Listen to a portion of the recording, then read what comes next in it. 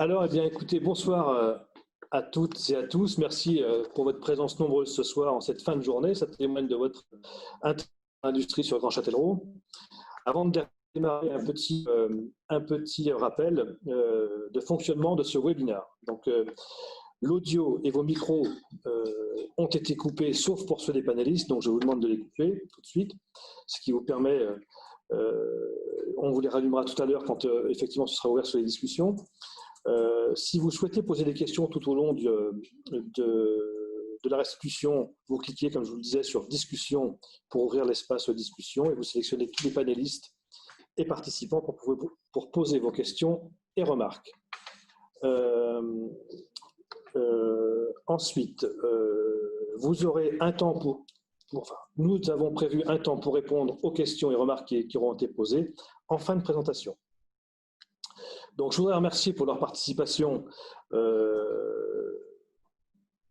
Bastien Berdelat, Michel François, donc de Grand Poitiers, Madame Odile Valco, conseillère régionale Nouvelle-Aquitaine, Agnès Mottet, directrice de l'unité territoriale de la Direct 86, Olivier Besson, directeur délégué de Pôle emploi, Pascal Chauchefoin, doyen de la faculté de sciences éco, Catherine Latu, secrétaire du MEDEF Vienne, Pierre Gimaret, directeur de CPK et président du groupement Solutions Compétences, qui est ici avec nous ce soir. Et de manière générale, je voudrais remercier l'ensemble des représentants des entreprises et des partenaires présents ce soir pour la restitution de Compétences Plus. Ces remerciements s'adressent également à l'ensemble des membres du comité de pilotage qui ont piloté Compétences Plus depuis le début, ainsi qu'à Charlotte Belabès qui a mené cette étude. Alors, c'est la troisième étude Compétences Plus que nous réalisons. Après Châtellerault, La Rochelle, Rochefort, c'est maintenant autour de Poitiers, de plancher sur l'avenir de l'industrie sur Grand Poitiers, sur son territoire. Alors, pour en rappeler les grandes lignes, cette démarche s'inscrit dans l'intérêt du territoire. Donc, qu'est-ce qu'on a fait? Elle s'intéresse donc aux projets et aux stratégies des entreprises de l'échantillon des entreprises enquêtées, afin de vérifier s'ils conduiront à investir, à conduire les entreprises à investir, à recruter et à remplacer les personnes qui partent en retraite. Et ce, dans un horizon à 3-5 ans. Pour obtenir ces informations, nous avons une démarche particulière auprès des entreprises et nous sommes engagés à respecter la confidentialité des informations individuelles qui nous ont été données pour n'en ressortir que les éléments collectifs, afin de ne pas dévoiler les stratégies et les informations stratégiques. Pour cela, je vous propose le déroulé suivant. Donc, nous aurons une ouverture par Bastien Berdelat et Michel François, donc vice-président de la comité d'agglo de Grand Poitiers. Pardon. Ensuite, Charles Belabès nous rapportera les résultats de l'étude Compétences Plus. Nous aurons ensuite un éclairage de Pôle emploi avec Olivier Besson. Ensuite, c'est Catherine Latu, secrétaire du MEDEF, qui nous apportera l'éclairage du MEDEF. À la suite de cela, les membres du comité de pilotage présenteront des pistes d'action solutions compétences. À la suite des présentations des pistes d'action, nous aurons un temps réservé aux questions-réponses d'une quinzaine de minutes, avant la synthèse qui sera réalisée par Pascal Chauchefoin. Ensuite, viendra l'heure de la conclusion, qui sera réalisée par Odile Valco, donc conseillère régionale Nouvelle-Aquitaine, et Agnès Mottet, directrice de la Direct. Et puis, Pierre Gimaret, président de Solutions Compétences, clôturera cette restitution. Voilà. Donc, je vais passer la parole tout de suite à Bastien Berdelat et à Michel François. C'est à vous. Vous pouvez ouvrir vos micros. Voilà. Oui. Bonsoir à toutes et à tous. Vous me recevez comme il faut. Très bien. Alors, eh bien, merci de nous donner la parole qui sera relativement courte. Tout d'abord, un premier mot pour vous excuser et vous transmettre les salutations de notre présidente Florence Jardin, qui était retenue sur un autre engagement, mais qui évidemment suit également attentivement les travaux que vous réalisez, que nous réalisons ensemble. Et puis, en guise d'introduction, tout simplement vous dire que nous sommes très heureux, nous, que sur notre territoire, des entreprises s'engagent et on a un certain nombre d'entreprises là qui se sont engagées à vos côtés pour piloter cette étude. Ça va tout à fait dans le sens de ce que nous essayons nous aussi de faire à l'échelle de notre collectivité, c'est-à-dire travailler au plus près des besoins du territoire. Nous le faisons aussi avec d'autres acteurs à l'heure actuelle dans d'autres domaines.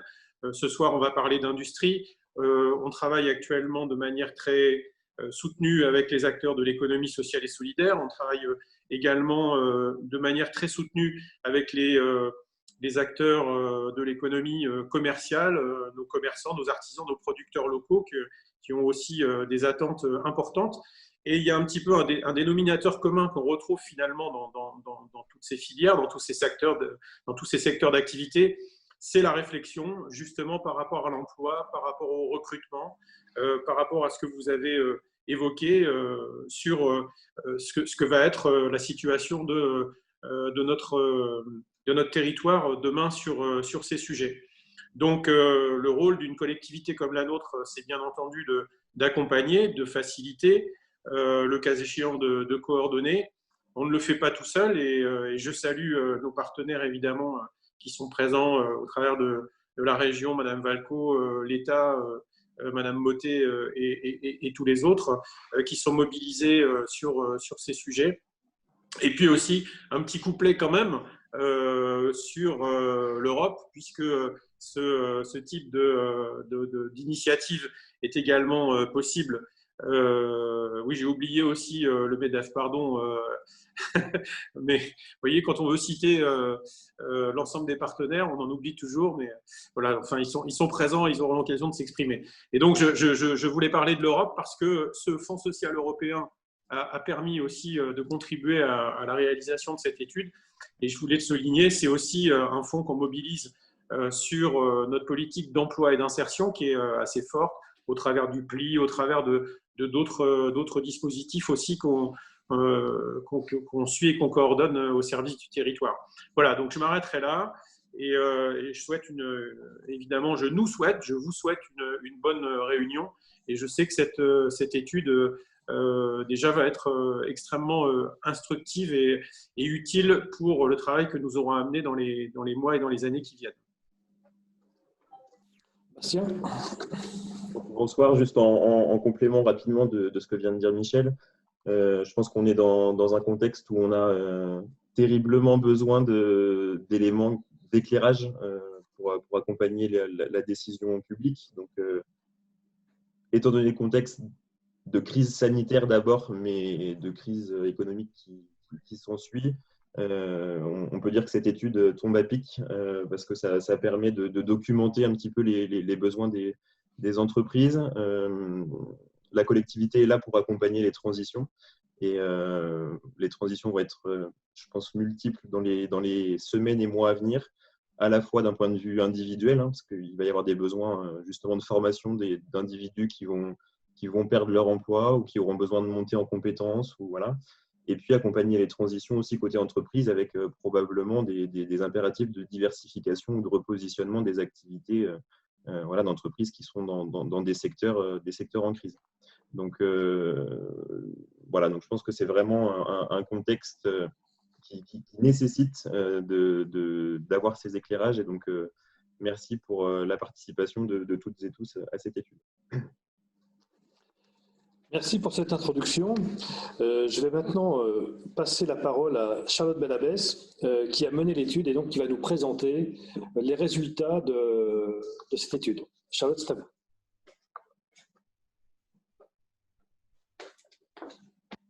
Merci Thierry, bonsoir à tous. Alors effectivement, cette étude, comme l'a rappelé Thierry, elle a été menée déjà il y a 4 ans sur le territoire de Châtellerault, donc en 2016, et puis il y a 2 ans sur le territoire de La Rochelle-Rochefort. Donc c'est une méthodologie qu'on a déjà mise en œuvre et qu'on a dupliquée ici sur Grand Poitiers avec les partenaires et les entreprises. Donc cette étude, comment elle est menée, elle est composée de 2 phases. Ce projet Compétences Plus en tout cas. Donc il y a d'abord une phase d'étude que là on a menée, qu'on vient de terminer et dont on va vous présenter les résultats et les pistes d'action, puisque derrière le but c'est qu'il y ait bien des actions concrètes qui soient mises en place au travers d'une 2e phase. L'objectif de Compétences Plus, c'est effectivement de réaliser une photographie. une photographie des besoins des entreprises, mais surtout de leurs projets, de leurs stratégies, des mutations qu'elles traversent aussi, et j'ai envie de dire encore plus dans le contexte qu'on traverse tous en ce moment. Et du coup, les tendances en matière de recrutement, comment ça se décline, quels vont être les métiers en tension, donc sur lesquels il est compliqué de recruter, et finalement, quelles sont les données un petit peu quantitatives aussi en termes de recrutement. Pour ce projet, on s'est d'abord axé sur les données qualitatives, donc recueillir des tendances. C'est vraiment ce qui va nous intéresser et ce qui est le plus fiable. Mais ça nous a permis aussi de recueillir des données quantitatives. Donc, on va pouvoir aussi vous donner quelques chiffres pour mesurer, ou en tout cas tendre vers des données chiffrées. Alors, par rapport aux autres territoires, bien évidemment, ça a été rappelé en introduction, on traverse une crise sans précédent. Donc, ça aura forcément teinté cette étude sur ce territoire de Grand Poitiers. Je rappelle que l'étude, on l'a démarrée en fait en septembre 2019, donc avant la crise Covid.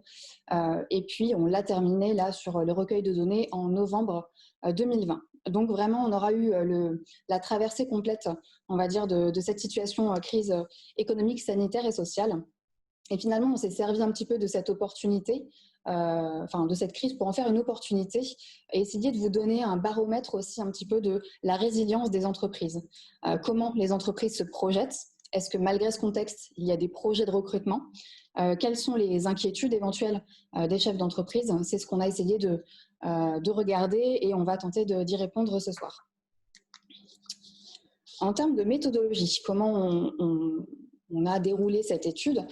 C'est une étude qualitative. Donc, encore une fois, on s'est orienté vraiment sur des entretiens semi-directifs, rencontres donc en entreprise, en tout cas le plus possible, où évidemment, on a dû s'adapter aussi avec Visio pendant le confinement. Et donc, cette étude, aujourd'hui, on va vous en restituer les résultats. Alors, ce projet, il a une méthodologie qui a été donc bien rodée au fur et à mesure des années. On a d'abord formé un comité de pilotage. Le comité de pilotage, il est essentiel parce que ce projet doit être d'abord un projet d'entreprise, donc piloté par des entreprises. Donc, ce sont les entreprises qui, pour certaines, vont intervenir ce soir, qui ont validé, confirmé la méthodologie, défini un échantillon d'entreprises qu'ensuite on est allé interroger et qui ont guidé vers un plan d'action qu'on va développer tout à l'heure et qui vont piloter le plan d'action qui découlera effectivement de l'étude. En parallèle de ce comité de pilotage, on a également formé un deuxième organe qui est le comité de suivi qui rassemble nos partenaires, donc l'État, la région Nouvelle-Aquitaine, Grand Poitiers bien évidemment, mais également Pôle emploi qui interviendra tout à l'heure. Donc, après avoir formé un comité de suivi et un comité de pilotage, on est allé effectivement à la rencontre des entreprises. Donc, de l'échantillon, que je vais vous présenter tout à l'heure aussi, pour s'intéresser encore une fois à leurs projets, aux orientations et recueillir les données. Il a ensuite fallu compiler toutes ces données, les analyser, pour vous en restituer ce soir les éléments. Donc là, aujourd'hui, on signe un petit peu la fin de cette première étape pour ensuite aller vers le plan d'action et les lancer. Alors, si je fais un focus sur effectivement les membres du comité de pilotage et du comité de suivi, vous allez les voir apparaître en plus gros.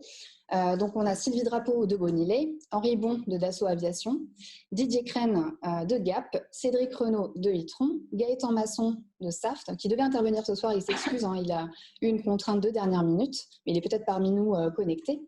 Jean-Louis Castel de Solisystème et Christophe Lévesque de Sumop 86. Donc, ce sont avec ce noyau dur d'entreprise qu'on a bâti ce projet-là.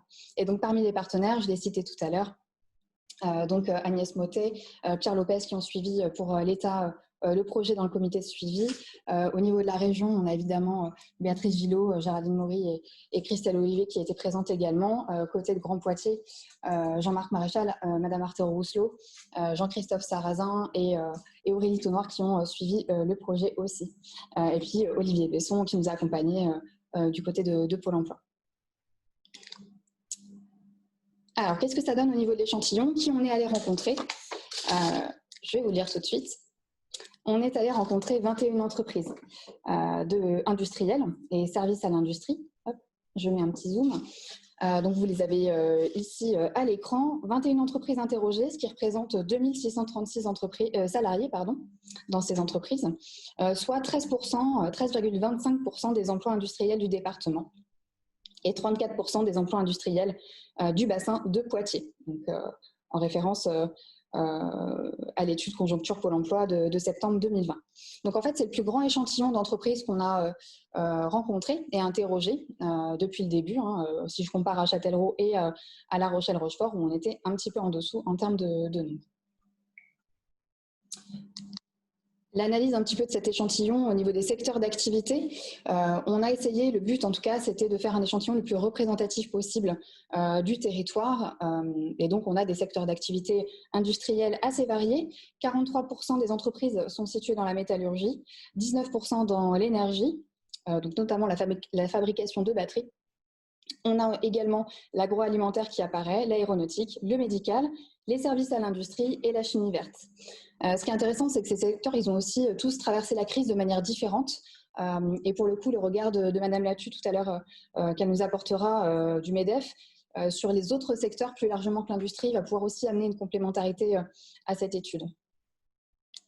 En termes de taille d'entreprise, ce qui était intéressant pour nous, c'était que toutes les entreprises soient représentées. Donc là, c'est plutôt chose faite. On a effectivement 52% d'entreprises de moins de 50 salariés, 33% d'entreprises entre 50 et 200 salariés et 14% d'entreprises de plus de 200 salariés. Donc les PME, TPE, ça nous était cher. Elles sont bien représentées dans l'étude au même titre que les entreprises de plus grande taille. Alors, qui on est allé rencontrer? J'ai rencontré principalement des dirigeants d'entreprise à 57%, également des personnes appartenant à la fonction RH et un directeur administratif et financier. Petite statistique sur les adhérents ou non-adhérents dans notre échantillon. Alors pourquoi je vous présente cette stat? C'était une demande de nos partenaires aussi de ne pas faire un focus uniquement sur les adhérents du groupement d'employeurs, mais bien d'aller voir au-delà, sur le territoire, en globalité, les entreprises de l'échantillon. Donc effectivement, c'est plutôt chose faite là également, puisqu'on a 71% des entreprises qui ne sont pas adhérentes au groupement d'employeurs. Et qu'on est allé rencontrer, si on a pu les rencontrer, c'est effectivement parce que c'est un projet piloté par des entreprises et c'est en ça qu'on a eu cette légitimité pour aller les voir. Enfin, en termes de présentation par secteur géographique, là aussi je vais zoomer sur la carte, vous pouvez voir donc sur le polygone bleu, en fait, le rayonnement qu'on a eu, en tout cas, la position des entreprises qu'on est allé rencontrer là aussi. L'objectif, c'est que ça soit sur le territoire de Grand Poitiers. Donc, effectivement, il fallait qu'on essaie de couvrir un maximum le territoire. Donc, voilà, on a une grande diagonale est-ouest de Chauvigny jusque Chalandré et puis nord-sud de Genet-Marigny jusque presque Ligugé. En vert, vous voyez apparaître nos adhérents qui se situent sur l'axe Poitiers-Châtellerault, ce qui montre un petit peu aussi voilà, notre ancrage plutôt orienté Châtellerault, mais également sur l'axe vers Poitiers, avec aussi des empreintes sur Chauvigny et Lussac, les châteaux notamment. Alors, je vais arriver sur le cœur du sujet, les résultats de l'étude. Donc voilà, j'ai planté le décor maintenant. Qu'est-ce que ça a donné, clairement, en termes de données recueillies. Donc, je rappelle que la majeure partie des entretiens se sont déroulés pendant cette période Covid. Donc, ça a forcément laissé une forte empreinte et ça permettra aussi de comprendre et d'interpréter les données que je vais vous présenter. Nous, on avait un regard, je vous avouerai, plutôt un petit peu pessimiste sur les données parce qu'on, voilà, compte tenu du contexte, on s'est dit qu'il n'y aurait pas forcément peut-être beaucoup de projets de recrutement. Et là, ça permet de donner un éclairage nouveau à tout cela. Hop. Alors, voilà, la question: comment se projettent les entreprises à 3-5 ans? Plus d'une entreprise sur deux, donc c'est énorme, projette une augmentation de leur effectif à 5 ans. 36% projettent une stabilisation de leurs effectifs et seulement 5% projettent une baisse de leur effectif, sachant que dans ces 5%, en fait, c'est au-delà du contexte Covid, c'était déjà prévu en fait avant la crise. Donc on voit bien que la Covid n'a pas finalement stoppé tous les projets, ça n'a pas mis un point d'arrêt à l'ensemble des recrutements. Au contraire, les entreprises se projettent au-delà de la crise, anticipent même la reprise et finalement les projets n'ont pas été stoppés mais plutôt peut-être reportés à l'année prochaine. Donc finalement, on a quand même beaucoup de projets de recrutement. C'est une donnée qui est très positive, qu'on nuancera juste après. Alors peut-être 2 points de précaution à ces données. Ça reste une photographie à un instant T. Donc bien évidemment, selon la conjoncture économique, selon les décisions gouvernementales, ces éléments pourraient être amenés à évoluer. Et encore une fois, on est sur une vision globale, intersecteur. Donc évidemment, on sait que si on avait fait un focus, par exemple, sur l'industrie aéronautique, on n'aurait peut-être pas ces données-là non plus, bien que dans notre échantillon, on ait 2 représentants de l'aéronautique, à savoir Dassault Aviation et Safran Aircraft Engine, qui sont plutôt basés sur des activités de défense et qui ont beaucoup moins été impactées par la Covid que les entreprises aéronautiques plutôt portées en lien avec les vols commerciaux. Donc voilà, cette vision globale, effectivement, nous permet aussi de nuancer tout cela. Ça traduit cependant une chose, ce graphique, s'il faut retenir une seule chose, c'est que l'envie des entreprises est là, leur confiance en l'avenir aussi. Et on a, pour répondre à la première question que j'évoquais en introduction, une résilience assez forte des entreprises qui, effectivement, se projettent à 3-5 ans. Donc ça, c'est fondamental pour la poursuite de l'activité économique et des emplois qui en découlent. Alors, je le disais, on se base sur des données qualitatives, mais on a aussi pu recueillir des données quantitatives, alors, qui sont à prendre avec précaution, parce qu'encore une fois, on est sur une projection, donc ça peut être amené à évoluer. On a 2 éléments ici sur ce graphique. On voit que sur 21 entreprises, on estime entre 257 et 755 recrutements à 5 ans. Donc, on ne sera pas a priori sur des gros volumes de recrutement, en tout cas, c'est ce que montre ce graphique-là. On verra comment ça peut évoluer. Ce qui est intéressant de noter ici, en fait, c'est la répartition entre les départs à la retraite et les créations de postes. Les départs à la retraite, c'est une donnée plutôt solide parce qu'on s'est basé sur une compilation de l'ensemble des pyramides des âges de notre échantillon. Donc là, on est sur de la donnée qui est fiable, sauf modification de l'âge des départs, voilà, on sera sur une projection de 498 départs dans les 5 ans pour 21 entreprises, encore une fois. Donc si on venait à extrapoler, on est sur des données beaucoup plus importantes. Ces 498 départs représentent 19% de l'effectif de notre échantillon. Donc, ce n'est pas anodin.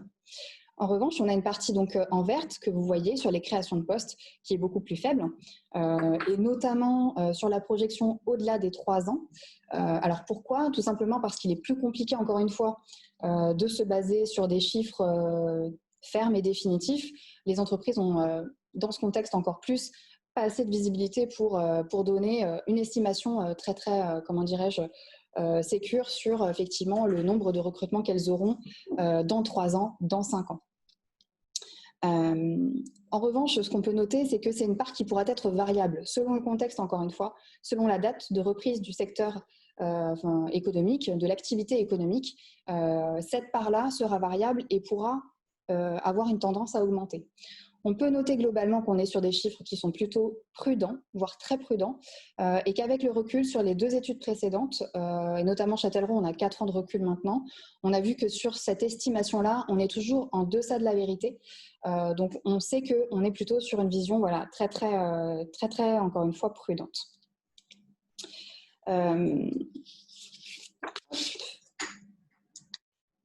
N'hésitez pas à poser vos questions éventuelles, hein, encore une fois, dans les commentaires, si vous en avez. Au fur et à mesure, on les traitera tout à l'heure.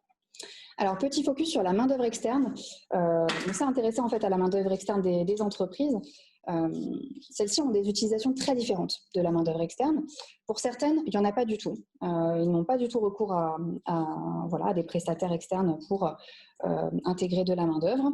Pour d'autres, ça représente au contraire une part importante, jusqu'à 48% de leur effectif. Total. Donc c'est voilà, un chiffre plutôt élevé. En moyenne, sur notre échantillon, on a 15% de main-d'œuvre externe sur l'effectif total de l'échantillon. Alors ça peut s'expliquer par plusieurs choses, ce recours à la main-d'œuvre externe, plusieurs facteurs. Tout d'abord, dans l'échantillon, on a des entreprises qui sont en plein ramp-up, donc en pleine croissance d'activité, qui utilisent le vivier de main-d'œuvre externe en préqualification de leur recrutement avant embauche au sein de leur entreprise en CDI. Le deuxième facteur, c'est qu'il y a des entreprises qui ont une véritable stratégie d'externalisation de manière structurelle d'une partie de leur main-d'œuvre ce qui leur permet d'absorber les variations d'activité. Et puis le troisième point, c'est qu'on est dans un manque, on a un manque de visibilité là clairement actuellement dû à ce contexte de crise, et donc on n'a pas envie, les entreprises n'ont pas envie de prendre des risques, ou en tout cas c'est pas le moment de prendre des risques, et plutôt d'attendre d'y voir un petit peu plus clair. Alors, où se réalisent ces recrutements? Donc là, on a vu la partie quantitative, mais où est-ce que s'orientent ces recrutements? Sur quel métier, sur quelle famille de métiers? Ce qu'on peut voir là, c'est très net. On a 70% des recrutements identifiés qui s'orientent sur la production. On le verra un petit peu plus dans le détail sur quel métier plus précisément. On a ensuite 14% des recrutements qui s'orientent sur les fonctions support technique. Donc, on intègre là-dedans les métiers de bureau d'études, de maintenance, de méthode. On a 6% qui s'orientent plutôt sur les fonctions support, telles que acheteur, administrateur des ventes, qualité, sécurité, environnement, contrôleur de gestion, community management, commercial également. Et enfin, sur la logistique, on a une petite part, 3%, qui sont plutôt orientés sur des métiers de cariste, préparateur de commandes. Donc, si on fait un focus ensuite sur, en volume, ce que ça représente au niveau des métiers, je vais vous zoomer là aussi, hop, le schéma. Voilà, c'est très net aussi. Sur la famille production, c'est l'opérateur de production, sous-entendu sans qualification attendue particulière, qui ressort et qui est mis en exergue de manière plus importante. On est à 45 besoins pour 4 entreprises qui ont cité ce métier. On est sur des postes, comme je le disais, plutôt sans qualification, donc des postes de montage avec peu de compétences techniques attendues, plutôt de la formation au poste, et les exigences vont être clairement portées sur le savoir-être. On reviendra sur la notion de savoir-être tout à l'heure.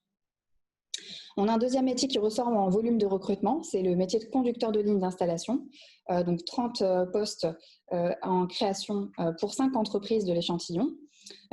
Ici, il faut distinguer les choses, à savoir que effectivement une appellation conducteur de ligne peut en fait révéler différentes compétences attendues qui peuvent être très différentes. J'ai pour exemple une entreprise de l'échantillon qui m'indiquait avoir besoin là plutôt de compétences de chimiste sur ce poste-là. Donc ça montre bien qu'effectivement, selon les process en interne, les lignes qui sont conduites, on va avoir des compétences qui peuvent être très différentes et du coup des formations en amont qui vont aussi être différentes pour ces profils-là. Le métier de câbleur, on a 20 profils ici qui sont recherchés d'ici 3 ans pour 2 entreprises, sachant que dans les 2 entreprises, il y en a une qui en recherche 19 profils. Donc en fait, voilà, le volume va se faire dans cette entreprise-là. On est sur une entreprise qui est en pleine croissance d'activité, dont le métier de câbleur fait partie du cœur d'activité. Donc là, clairement, on voit bien qu'on est dans une évolution de croissance pour cette entreprise. Le métier d'usineur, je m'y attarderai pas trop parce qu'on va y revenir juste après. On a 5 besoins partagés par 4 entreprises et donc on verra après voilà, la difficulté qu'on peut avoir sur le métier d'usineur. Voilà, tout simplement. Ensuite, sur les supports techniques, on a 2 métiers, le métier de technicien maintenance et le métier de technicien bureau d'études. Pour la maintenance, on a 5 postes partagés par 4 entreprises et technicien BE, on a 4,5 postes pour 5 entreprises, sachant que l'un des postes est envisagé en temps partagé. Donc l'entreprise n'a pas le besoin à 100%, mais plutôt voilà, sur un mi-temps ou sur un temps limité, mais de manière récurrente. Donc en conclusion, encore une fois, on est sur des volumes de recrutement qui vont être plutôt modérés. Les autres métiers qui sont exprimés dans cette étude, là je les ai écartés de ce graphisme pour vous apporter plus de lisibilité, mais effectivement on est plutôt sur, pour les autres profils, sur des métiers qui sont, comment dirais-je, faiblement exprimés en volume et par peu d'entreprises. Voilà pour la cartographie des métiers. Je continue sur les métiers en tension. Les métiers en tension, effectivement, donc les métiers sur lesquels il est compliqué de recruter, on voit clairement ici une évolution par rapport aux études qu'on a menées depuis 2016. En effet, là, sur 21 entreprises interrogées, pour rappel, on a 30 métiers qui sont ressortis comme étant en tension. Donc en fait, en 2018, on avait à peu près le même nom, on était 18 entreprises, on avait 20 métiers en tension. Là, on a clairement plusieurs métiers cités par chaque entreprise comme étant en tension. On est passé de 18 métiers en 2016 à 30 métiers. Donc on voit bien que le marché se tend, clairement. On assiste à une spécification également des métiers. Et à titre de comparaison, donc sur Poitiers, l'étude Pôle emploi de BMO de avril 2019 montrait que sur Poitiers, on a 55% des recrutements qui sont jugés par les entreprises comme étant difficiles à pourvoir en 2019 versus 44% en 2018. Donc là aussi, on voit que même si on sort de l'industrie, le marché se tend et on a une évolution assez croissante et importante sur les métiers en tension de manière générale. Alors, on vous a fait un petit top 3 des métiers en tension qui sont ressortis. On y vient sur le métier d'usineur. Donc là, je laisserai Christophe Lévesque, dirigeant de Sumop 86, qui vous en parlera tout à l'heure au travers des actions pour vous spécifier un petit peu quelles sont les attentes sur le métier d'usineur, qui effectivement a quelques complexités en matière de recrutement. Le technicien de bureau d'études ressort à nouveau. Ce métier aussi a été révélé comme difficile à trouver sur le territoire, notamment sur les compétences de dessinateur industriel plutôt orienté spécialisation mécanique. Et cette difficulté est d'autant plus grande pour les PME-TPE qui exprimaient au travers des entretiens qu'effectivement, ils se sentent moins attractifs que des entreprises appartenant à des plus grands groupes, ayant plus de visibilité. Et donc, la tension est d'autant plus forte pour eux sur ce métier-là. Sur le métier de technicien maintenance, on le retrouve à nouveau. On l'avait déjà en top liste sur Châtellerault il y a 4 ans. Il est toujours présent avec le métier de technicien régleur. Donc, ces deux profils en plus ont tendance à évoluer. On est sur des métiers avec des compétences qui bougent, notamment qui s'orientent vers la robotique, l'automatisme, la vision. Et donc, dans certaines entreprises, il peut y avoir en plus sur ces métiers-là une dimension d'animation d'équipe associée au poste qui vient complexifier encore plus la recherche de ces profils. Alors, je vous parlais tout à l'heure de savoir-être comme étant un critère fondamental aujourd'hui.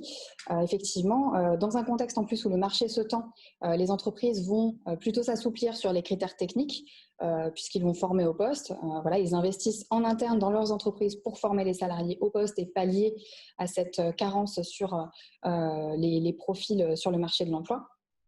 En revanche, un critère sur lequel ils ne dérogent pas et sur lequel ils sont très attachés, c'est le savoir-être.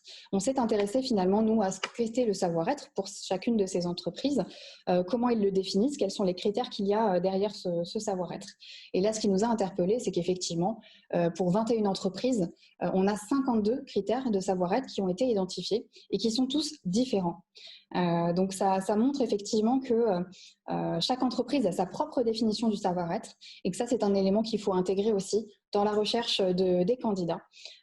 Il est clair que les candidats doivent avoir conscience que le savoir-être est un critère numéro 1 aujourd'hui pour postuler, pour candidater, qu'il faut en tenir compte. Cependant, il faut qu'aussi les entreprises soient très explicites sur ce qu'elles attendent de ce savoir-être puisqu'il va être très différent d'une entreprise à l'autre.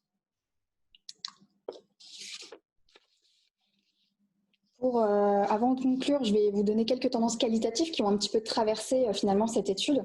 La première, c'est que clairement, on le sait, la digitalisation au sein de l'ensemble de nos activités est en marche et j'ai envie de dire que là, on l'a clairement constaté dans les entreprises. Il y a un impact tout d'abord sur le développement des produits.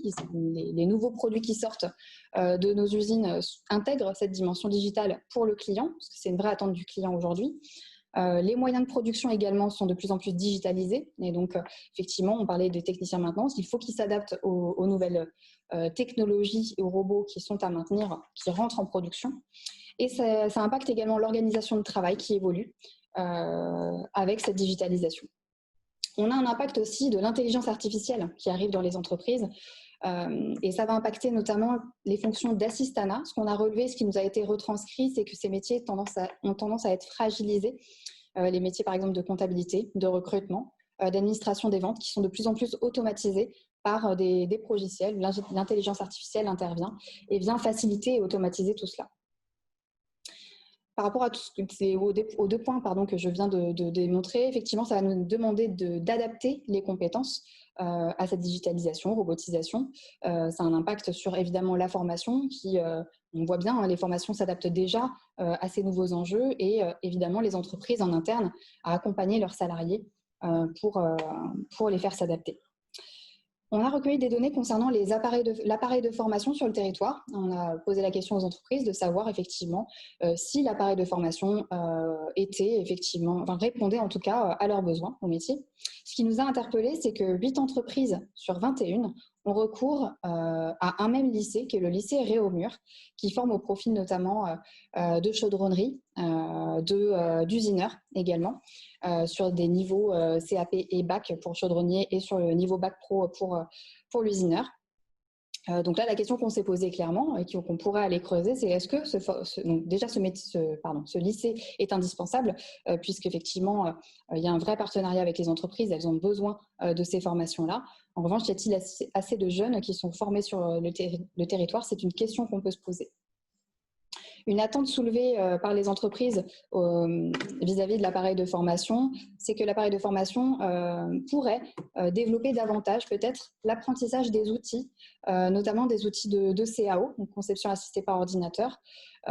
C'est vrai que dans les entreprises, il y a l'usage de logiciels qu'on va retrouver qui se ressemblent, de type SolidWorks, SolidEdge, CATIA V5. Et ça, quelque chose qui pourrait peut-être être intégré davantage en tout cas dans les organismes de formation. Idem pour SAP qui est également utilisé par la plupart des industries sur le territoire, qui pourrait aussi peut-être être mis en place au sein des organismes de formation. Ce qu'on a noté également, c'est que les entreprises ont une bonne connaissance des dispositifs d'aide au recrutement, notamment proposés par Pôle emploi, la méthode de recrutement par simulation, les POEC, les PMSMP, etc. Donc, ce sont des outils effectivement qui sont connus et qui sont utilisés. Donc, ça, c'est plutôt une très bonne chose. Et enfin, ce que j'ai pu noter en tendance qualitative, c'est qu'on a de plus en plus de la part des services RH et dirigeants une tendance à aller vers du recrutement et des partenaires recrutement responsables, local et durables. Effectivement, on a des entreprises qui m'ont indiqué plutôt souhaiter travailler avec des partenaires de proximité, ancrés localement sur le territoire, plutôt que de délocaliser là aussi les recrutements. Donc cette tendance-là, je pense, va être de plus en plus importante, et c'est en tout cas ce qui a été soulevé lors des entretiens. Pour conclure et avant de laisser la parole à Olivier Besson, donc ce qu'on peut retenir peut-être de l'étude, c'est que malgré ce contexte de crise sanitaire qui a impacté effectivement l'économie de Grand Poitiers et des industries, les entreprises vont avoir des projets de recrutement, sont positifs par rapport à cela et se projettent à 3 voire à 5 ans. En matière de recrutement, la crise elle a créé aussi des opportunités puisque ça a permis de générer un petit peu de turnover sur des compétences qui étaient en tension, qui étaient compliquées à trouver auparavant. Mais finalement, est-ce que ce ne serait pas un peu l'arbre qui cache la forêt, car on observe que le marché est de plus en plus tendu malgré tout et il faut que l'on cherche des actions qui pérennisent le fait qu'on trouve réponse sur ces métiers qui sont en tension. Dans cette dynamique prospective, il faut aussi anticiper la reprise des secteurs qui vont reprendre. Et là, ça a été clairement une inquiétude, donc en tout cas un point soulevé par le comité de pilotage et le comité de suivi. Il faut anticiper la reprise. On sait par exemple que le secteur de l'aéronautique aujourd'hui est plutôt sinistré, gèle des recrutements, voire des licenciements qui sont annoncés. Et pour autant, il faut qu'on puisse permettre à ces entreprises-là de reprendre leur activité à moyen, à long terme. Et il faut anticiper ce redémarrage-là. Comment conserver les compétences qui vont être libérées sur le marché, sur notre territoire, pour garder ce capital savoir-faire? Ça, c'est une vraie question qu'il faut qu'on se pose et auquel on peut réfléchir collectivement. Je vous remercie et je vais laisser la parole à Olivier Besson pour son intervention concernant l'éclairage de Pôle emploi.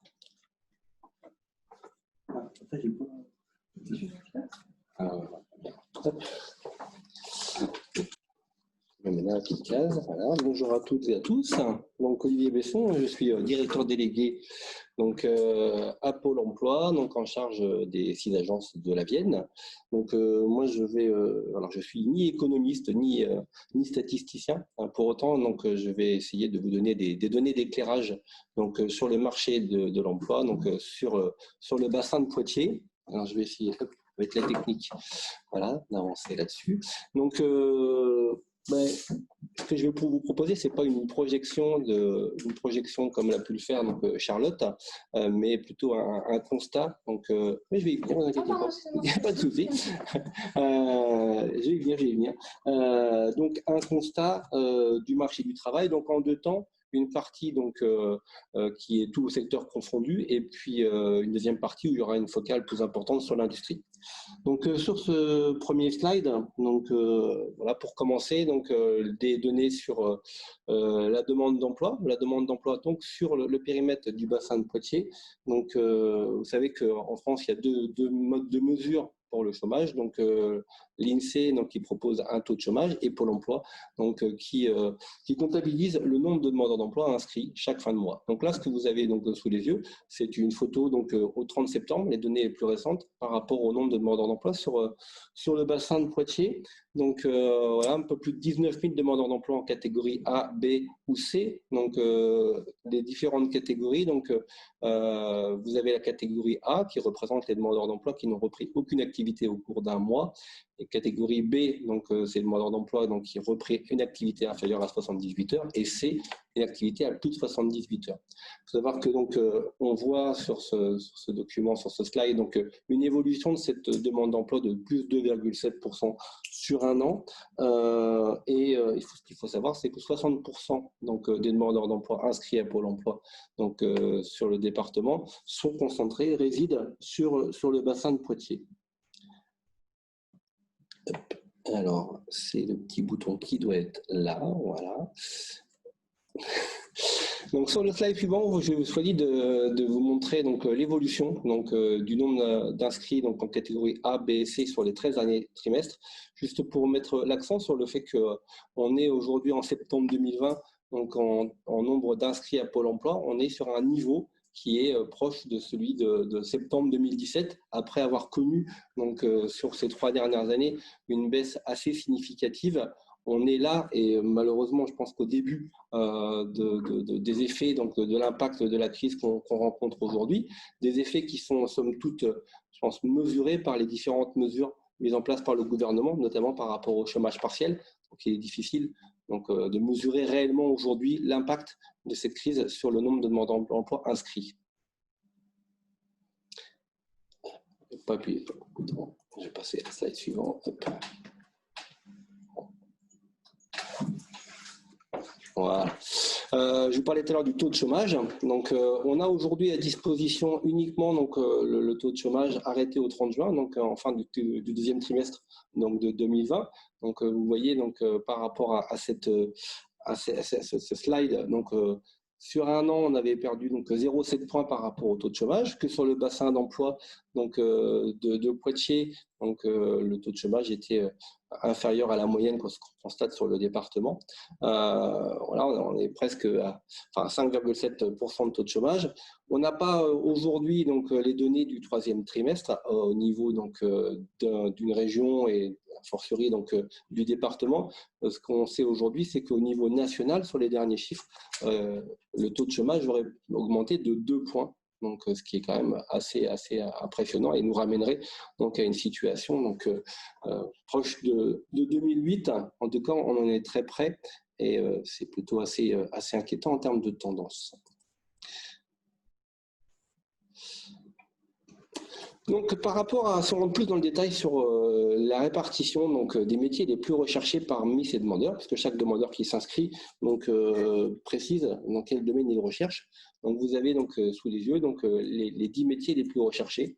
Vous constaterez que les métiers donc, de l'industrie donc, sont très peu représentatifs sur les métiers les plus recherchés en termes de volume. Donc, vous voyez, sur les plus grandes demandes et autour des assistances auprès d'enfants, plus de 1198 demandeurs d'emploi, donc suivis par le nettoyage de locaux bien en dessous, secrétariat 443, et le magasinage et préparation de commandes, lui, arrive en 4e position.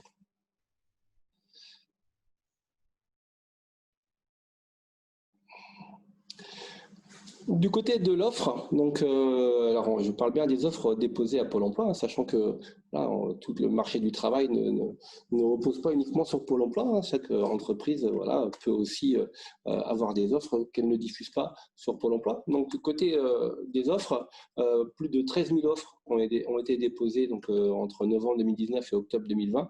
Et c'est on constate sur octobre et sur les derniers chiffres que j'ai vus hier sur novembre, presque 25% donc, de la baisse des offres. Donc, côté de l'industrie, c'est moins 25% sur l'année. Donc, pour faire un parallèle donc, avec le département de la Vienne, qui est à moins 4,4%, on voit que le volume d'offres a nettement baissé sur le bassin de Poitiers, beaucoup plus nettement que sur le bassin de Châtellerault, un territoire beaucoup plus industriel.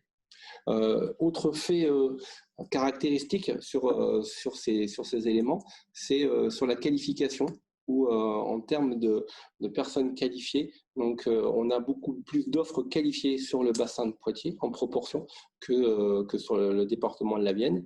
Et puis donc sur l'intensité du travail, donc en termes sur le temps partiel, donc une forte représentation plus importante en tout cas sur le bassin de Poitiers, donc des offres donc proposées à moins de 32 heures. Alors la répartition des offres par typologie, donc on voit là par secteur d'activité, donc ce qui nous intéresse particulièrement c'est l'industrie, et donc quelle place dans l'industrie en termes donc des offres que l'on peut collecter, donc un peu plus de 3% des offres collectées sur le bassin de Poitiers concernent le secteur de l'industrie. Pour la Vienne c'est 5%, mais j'ai volontairement sur certains chiffres, voulu faire un comparatif avec le bassin de Châtellerault. Et le bassin de Châtellerault, on est, alors vous ne l'avez pas sur le document, on est proche des 8%, donc sur la totalité, sur la répartition des offres, c'est 8% des offres qui concernent l'industrie sur ce territoire-là.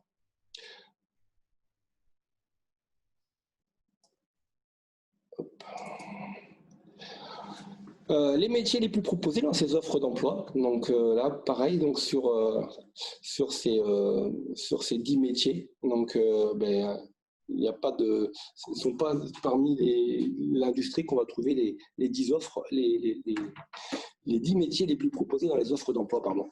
Vous avez sur la partie droite du document, donc vous voyez l'évolution, la répartition des offres selon les mois de dépôt et du coup le comparatif entre 2019 et 2020.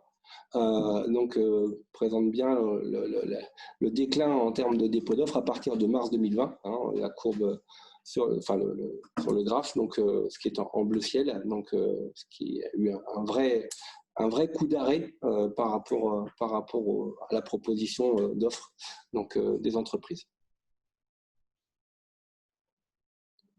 Alors, si on rentre plus spécifiquement donc, sur l'industrie, donc l'industrie sur le bassin d'emploi de Poitiers, donc à fin septembre donc 2020, donc vous avez le nombre d'offres enregistrées donc sur les 12 derniers mois. Je disais tout à l'heure, c'est 3,1 donc % des offres enregistrées donc sur la totalité des offres du bassin d'emploi de Poitiers. Ça représente en volume, parce que quand on parle de pourcentage, c'est bien beau, mais ça représente 430 offres.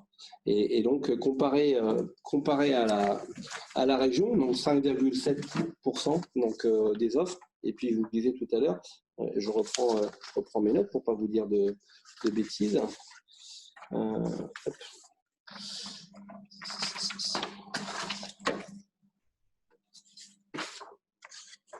J'ai dû avoir un slide qui a dû disparaître, donc je vais poursuivre, c'est bien. Donc c'était 7,8% à Châtellerault. Et donc par rapport à l'évolution de ces offres, on est donc à une baisse. Donc là c'est 22,2, donc parce qu'entre-temps, c'est les données rafraîchies, on est plutôt plus proche des moins 25% sur le bassin d'emploi à aujourd'hui. Donc, et sur la demande d'emploi, donc c'est assez intéressant à mon sens. 6,2% des demandeurs d'emploi recherchent un emploi donc sur le secteur industriel, soit 1200 demandeurs. Ce qui me fait dire que quelque part, on a un vivier peut-être intéressant de demandeurs intéressés donc, par un emploi industriel, peut-être plus ou moins éloigné des emplois recherchés ou des compétences recherchées par les entreprises. Et là, c'est tout le travail que tous les acteurs de l'emploi mettent en œuvre. Donc, vous parliez tout à l'heure de la formation. Donc, les acteurs, quand je parle des acteurs, que ce soit Grand Poitiers, que ce soit la région, bien sûr, Pôle emploi, la mission locale, les Cap emploi, tout le travail qui est à faire pour adapter, pour accompagner, pour former ces demandeurs d'emploi. En tout cas, en termes de vivier, ça me paraît assez intéressant comme donnée. Et autre donnée intéressante, l'évolution intéressante, les 18,8% donc des demandeurs d'emploi qui sont inscrits en recherche d'emploi industriel sur le bassin d'emploi.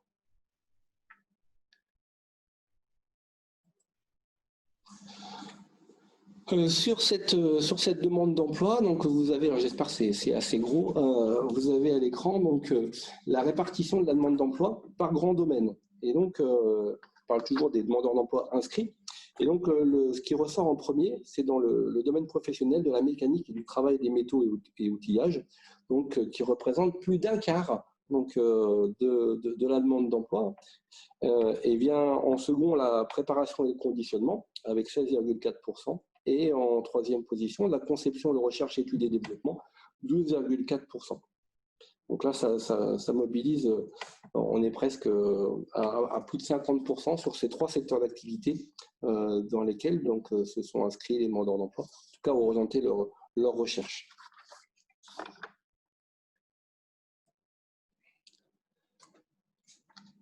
Et donc, si on rentre un peu plus dans le détail, donc sur les métiers donc, les plus recherchés, donc le top 15 des métiers les plus recherchés, vous voyez, donc opération manuelle d'assemblage, tri ou emballage, donc pour 165 personnes majoritairement. Donc, ensuite, montage, assemblage mécanique, management et ingénierie études. Donc là, vous pourrez avoir à disposition sur le document l'intégralité des 15, je ne vais pas vous les lire exhaustivement. Si on passe du coup du côté des offres d'emploi enregistrées dans l'établissement de l'industrie. Donc là, on a la répartition donc, de ces offres et on voit que là, c'est un quart des offres enregistrées donc, à Pôle emploi sont dans la branche d'activité fabrication de denrées alimentaires, de boissons et de produits à base de tabac. Viennent en second, donc pour 20%, production et distribution d'électricité et de gaz, puis la production et distribution d'eau, assainissement, gestion des déchets et des pollutions. Donc, le quatrième domaine, qui est quand même au-delà des 10%, c'est le travail du bois, industrie du papier et imprimerie. Donc, voilà les principales offres par secteur d'activité.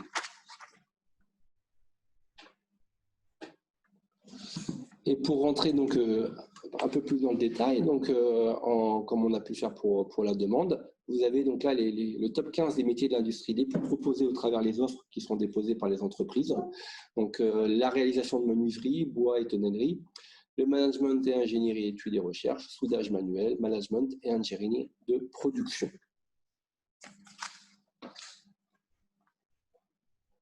Voilà par rapport aux données d'éclairage que j'ai souhaité donc partager avec vous, sachant que si vous voulez en savoir plus, vous avez à votre disposition donc l'Observatoire de l'emploi, donc qui est présent donc, sur Internet, où vous pouvez trouver des données statistiques intéressantes sur les bassins donc d'emploi par branche d'activité. Donc n'hésitez pas. Et puis moi, je suis aussi à votre disposition pour vous accompagner, pour répondre à vos questions, et bien sûr prendre vos offres d'emploi.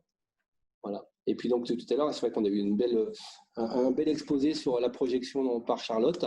Et moi, j'ai envie de dire que je suis très, très en attente de l'enquête BMO qui sera publiée au mois d'avril, effectivement, pour savoir quels sont les secteurs qui recrutent et puis les difficultés donc, que les employeurs qui auront répondu à cette enquête mettront en avant pour mieux les accompagner.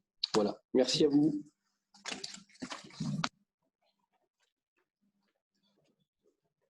Merci Olivier Besson pour cet éclairage Pôle emploi.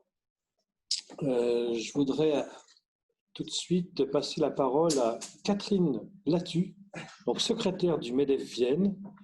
Catherine, si vous m'entendez, c'est à vous. Oui. Impeccable. Bonjour. Alors, vous avez la parole. Merci.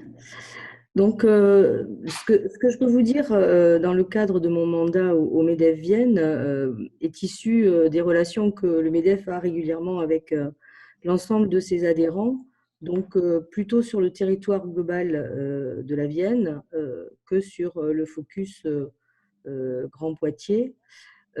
Beaucoup de choses ont déjà été dites, notamment sur les secteurs qui, liés à la crise sanitaire que l'on connaît, sont plutôt en difficulté et donc ont abandonné les recrutements. Il existe quand même des secteurs qui sont toujours en recrutement et ça a été dit aussi, donc je peux que confirmer. Les éléments que l'on a pu obtenir, on a effectivement des industries comme l'industrie liée au stockage d'énergie qui sont toujours des secteurs dynamiques avec du recrutement. De façon générale, les chefs d'entreprise ont une politique de recrutement qui est très liée à la visibilité qu'elles ont de leur marché. Donc, on voit bien que les secteurs les plus touchés en termes d'emploi sont ceux qui aujourd'hui sont atteints et manquent de visibilité liée à la situation sanitaire. Malgré cela, dans les secteurs des services, il y a aussi tout le secteur de la relation client qui est toujours en recrutement. L'agroalimentaire, notamment en B2B, qui a très bien supporté le passage, la période de crise et qui donc est toujours sur une dynamique de recrutement maintenue. On a parlé aussi des secteurs de l'informatique et du numérique, qui sont des secteurs qui ont toujours des besoins et qui sont en plein développement, aussi bien en B2B que vers le commerce vis-à-vis des particuliers, en B2C. Les secteurs de la communication dans les services, on a la communication a priori classique, notamment vers les entreprises qui sont plutôt en souffrance. Et par contre, tout ce qui concerne la communication digitale, qui, elle, est toujours dynamique et donc avec des besoins d'emploi. Pour ce qui concerne le bâtiment, donc, le secteur du bâtiment est toujours un secteur qui recrute avec des métiers en tension. Pour en citer quelques-uns, on a les plombiers chauffagistes, électriciens, couvreurs, maçons et encadrants chantier, globalement, qui sont des métiers en forte tension sur le territoire. Et donc, le MEDEF a identifié depuis un certain temps, quelques mois déjà, la nécessité d'agir collectivement, effectivement, pour permettre aux entreprises de trouver les compétences qui peuvent leur manquer. Et c'est pour cela qu'on travaille depuis plusieurs mois avec les réseaux d'entreprises, les collectivités territoriales, notamment donc Grand Poitiers, Grand Châtellerault, les services de l'État, à la mise en place d'une plateforme dédiée à l'ensemble des entreprises du territoire, de façon à pouvoir offrir un service, une visibilité pour accueillir les compétences qui manqueraient sur le territoire, de façon à permettre aux candidats sur les postes qui figurent dans les entreprises, qui sont à pourvoir dans les entreprises, améliorer le mode d'installation et d'accueil des candidats, notamment avec un travail sur l'emploi du conjoint.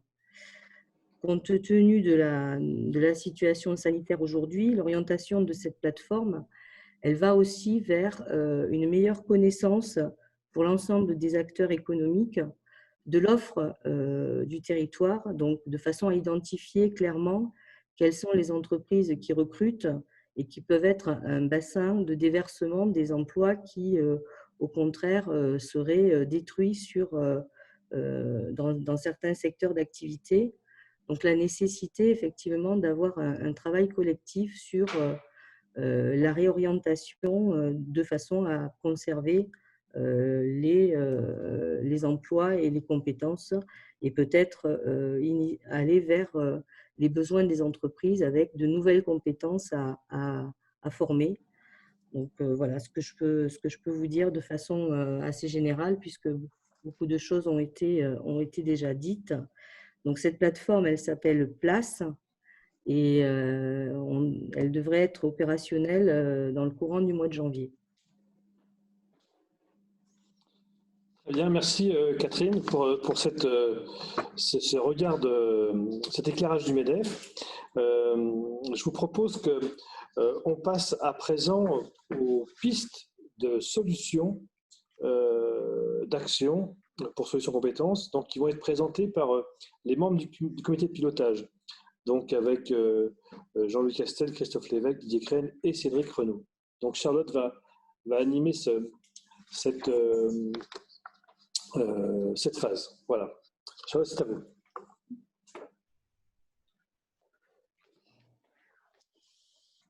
Donc effectivement, comme on le disait tout à l'heure, hein, c'est un projet d'entreprise. Donc ce sont les entreprises qui vont vous présenter les actions.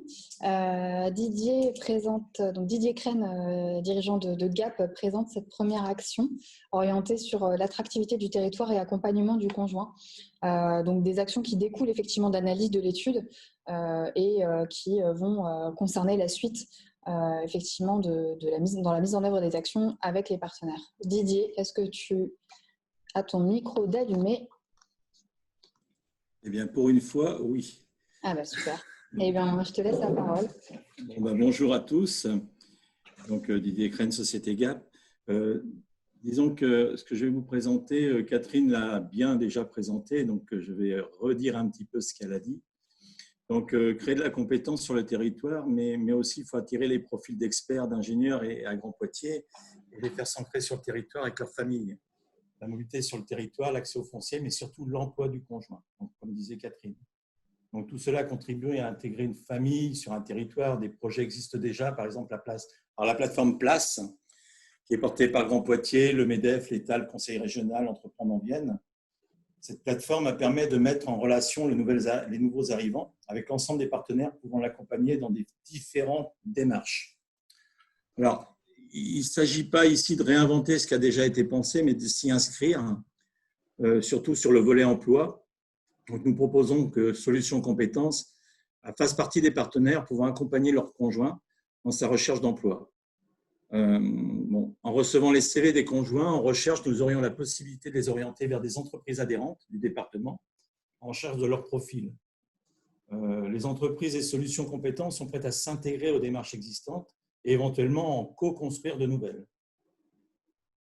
Donc voilà, Merci Didier. bon, c'est une redite, hein, mais c'est vrai que c'est dans ce sens-là. Je pense qu'on sera plus fort à être… voilà. Effectivement, ça a été évoqué par Catherine là-dessus tout à l'heure. L'idée de cette action-là, c'était effectivement qu'on puisse s'intégrer, me semble-t-il, dans les projets existants pour participer, nous aussi, à notre échelle, en tout cas, à la promotion des profils et notamment des conjoints qui seraient en recherche d'emploi pour le territoire auprès de notre réseau d'adhérents. Et puis, effectivement, de réfléchir ensemble à des solutions permettant l'attractivité du territoire. Donc ça, c'est vraiment quelque chose qui a été exprimé par le comité de pilotage. Comment on fait pour attirer et surtout pour fidéliser aussi les profils, donc, sachant que effectivement, une fois qu'ils arrivent sur Poitiers, j'ai envie de dire que le plus gros est fait, puisque généralement, ils s'y sentent bien, si ce n'est qu'il faut que le conjoint trouve un job sur le territoire pour intégrer et ancrer toute la famille sur le territoire. Donc, la question s'inscrivait dans ce sens-là et comme l'a très justement dit Didier, l'objectif n'est pas de réinventer l'eau chaude, mais plutôt d'y contribuer, d'y participer, éventuellement de créer des solutions ensemble. Merci beaucoup Didier pour cette présentation d'action. Je vais maintenant passer la parole à Cédric Renaud, RH de Itron, l'entreprise Itron à Chasseneuil, pour nous présenter deux actions. Une action qui concerne le fait de coordonner les transferts de compétences et puis une seconde action autour du parcours technicien maintenance qu'il a lui-même vécu et accompagné en tant que RH dans son entreprise. Est-ce que Cédric, ton micro est allumé? Super. Je suis là. Donc, bonsoir à tous. Donc effectivement, c'est vous faire rapidement deux retours d'expérience concrets. Donc sur le premier, sur le coordonner les transferts de compétences, vous avez vu que l'étude a montré que la plupart des entreprises ont formulé des projets de recrutement. Mais il y en a certaines aussi qui, à contrario, vont connaître une baisse de leurs effectifs. Donc, sur des métiers où les compétences attendues peuvent correspondre, on peut imaginer travailler sur justement le transfert de compétences d'une entreprise vers une autre. Alors, on peut penser que cela peut se faire simplement par matching ou correspondance entre les compétences attendues sur un poste et les compétences du candidat. Mais quand bien même ces deux critères coïncident, l'environnement du salarié va souvent complètement changer avec une nouvelle culture d'entreprise, de nouvelles relations, de nouvelles attentes. Et l'adaptation au poste est finalement pas si simple. Et si cette phase de transition n'est pas préparée avec le salarié, s'il n'est pas accompagné, alors il y a une probabilité d'échec, en tout cas, qui est plus importante. Donc, un exemple concret, pour ceux qui connaissent un peu Itron, on héberge depuis quelques temps une autre société qui s'appelle Easily, qui a une activité sur certains besoins qui est proche des nôtres, notamment sur certaines compétences comme les opérateurs de production. On a essayé de créer des passerelles avec Easily là dernièrement, surtout quand nous on a mis fin à certains contrats d'intérim et qu'Easily avait un besoin. Mais pour le moment, sans doute parce qu'on a sous-estimé la communication sur le nouvel environnement d'accueil, ça n'a pas encore porté ses fruits. Par contre, si les salariés sont accompagnés dans le changement d'entreprise, ça c'est quelque chose qui peut entrer dans le champ d'expertise d'un groupement d'employeurs. Et là, clairement, Solutions Compétences pourrait être cet agent territorial qui qualifie ses compétences, les organise, oriente et prépare les candidats justement à intégrer avec succès une autre entreprise. Merci Cédric pour cette première action. Du coup, effectivement, deuxième action, tu avais un exemple concret aussi concernant le parcours technicien maintenance, qui est un métier, donc on l'a vu, qui est en tension et sur lequel, oui, tu as un retour d'expérience à nous faire aussi. Voilà, là c'est pareil, un petit retour pour illustrer ce point-là, c'est vous parler de Wilfried. Donc en fait, Itron a participé au premier Compétences Plus qui a eu lieu sur Châtellerault. Et donc la genèse de ce projet qui a permis à Wilfried d'évoluer sur le poste de technicien de maintenance, c'est le fruit d'un groupe de travail dans le cadre du plan d'action Compétences Plus à Châtellerault, où avec différentes entreprises où on cherchait des techniciens de maintenance, on a construit ensemble un cahier des charges pour définir la formation adéquate par rapport aux besoins. Donc, dans ce groupe de travail, on a sollicité différents organismes de formation et on a créé un partenariat avec la Maison de la formation de Poitiers sur un parcours BTS maintenance industrielle auquel on a souhaité coupler avec un CQPM, alors TAIA, alors dit comme ça ne parle peut-être pas, c'est technicien d'atelier en installation automatisée. L'idée, c'était de se différencier. Il y a le BTS maintenance, mais notre besoin aussi, c'est l'automatisme. Donc, on va rajouter cette compétence-là. Donc là, on a été Solutions Compétences à bien sûr coordonner le tout, porter les contrats d'alternance, puis à transformer ces contrats en CDI. Donc Wilfried, pour venir à mon exemple, donc, a obtenu brillamment son double diplôme et ensuite donc, il a basculé en CDI chez Solutions Compétences et il a été mis à disposition chez Itron en tant que technicien de maintenance. Et pour faire un petit rappel avec quand même le point juste avant, bon, nous on a une baisse d'activité sur la partie maintenance. Donc, le groupement a réussi à repositionner Wilfried en mission chez la SAFT, qui avait aussi un besoin. Et aujourd'hui, Wilfried est toujours basé à la SAFT. Donc, juste pour clore ce petit exemple, donc dans l'étude, on voit que les entreprises, il y a des mutations, il y a des besoins, que le choix d'intégrer la robotique, la vision, l'automatisme dans la formation BTS il y a 4 ans, c'est toujours d'actualité. Et c'est pour cette raison que, ayant participé à Châtellerault, je me dis que pour Poitiers, ce serait intéressant d'élargir ce parcours technicien de maintenance via Solutions Compétences aux entreprises industrielles de Poitiers qui pourraient être intéressées. Merci Cédric, merci beaucoup. On reste sur les métiers en tension, puisqu'on a beaucoup parlé du métier d'usineur tout à l'heure. Je vais laisser la parole à Christophe Lévesque, dirigeant de Sumop 86. Christophe, pour présenter cette action, est-ce que ton micro est branché? Est-ce que tu es là? Merci, merci Charlotte en tout cas de me laisser la parole et de me permettre de m'exprimer sur ce sujet qui me paraît aujourd'hui des plus délicats. À l'instar de ta très belle présentation et aussi de celle de M. Besson, moi je dirais, donc j'ai essayé de cadrer mon intervention sur la partie usineur. Donc aujourd'hui, pour ma part, en tout cas, je distingue 3 niveaux d'usineur. Donc partant du simple opérateur, aujourd'hui, dont la capacité est avant tout de contrôler une gamme et de faire en sorte qu'un produit sorte de façon en série et de façon répétitive. Le second niveau qui, lui, représente celui de technicien d'usineur qui est capable de pouvoir programmer sur une machine et donc de pouvoir ramener une pièce jusqu'à son évolution finale. Et enfin, celui d'expert, donc celui qui va pouvoir guider les autres salariés et donc qui va pouvoir en même temps aussi apporter son expérience à l'ensemble. Aujourd'hui, ce que l'on constate de façon très précise, c'est que eh bien, les deux derniers niveaux sont aujourd'hui totalement inexistants dans le marché de l'emploi. C'est-à-dire que très concrètement, le premier niveau d'opérateur, donc avec la perte de marché de certains grands acteurs, se retrouve bien inondé sur le marché de propositions d'emploi.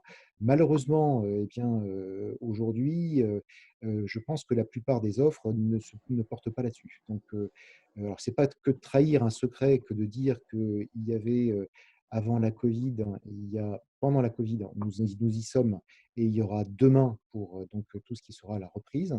Eh bien, ce que je vais simplement vous dire, c'est qu'avant donc la Covid, eh bien, vous avez la durée de vie moyenne d'un candidat, donc usineur, lorsqu'il avait une compétence de tournage, était à peu près de 8 heures. Donc, c'est-à-dire qu'il passait 8 heures donc, avant de trouver un nouvel emploi. Donc, vous voyez la tension sur ce type de métier au niveau 2 et au niveau 3. Quand il avait malheureusement qu'une compétence de fraisage, ça allait de 1 à 2 journées. Voilà, donc autant vous dire que ce type de métier est rare. Ce que je constate, eh bien, c'est qu'aujourd'hui, ce type de métier est pratiquement inexistant. Donc, et je pense que les statistiques de M. Besson le confirment aujourd'hui. Il est permanent, dans le sens où les besoins sont toujours là et ils seront en augmentation, je pense. C'est pour ça que pour moi, la création de groupes de réflexion qui marient donc plusieurs compétences et qui sont multidisciplinaires de façon à pouvoir intégrer ces nouvelles compétences qui arrivent et ces personnes en demande d'emploi qu'il faut faire évoluer et faire migrer vers les ressources qui restent en suspens. Je pense que cette notion-là doit être prise en compte dans ce cadre de création de groupe. Et donc sur la partie reprise, car quand le marché va reprendre, eh bien, l'intérêt, c'est qu'effectivement, d'ici 1 ou 2 ans, eh bien, ces postes soient pourvus et que nous puissions donc redémarrer avec la plus grande facilité. Voilà en tout cas le sens de mon intervention, Charlotte. Merci beaucoup, Christophe.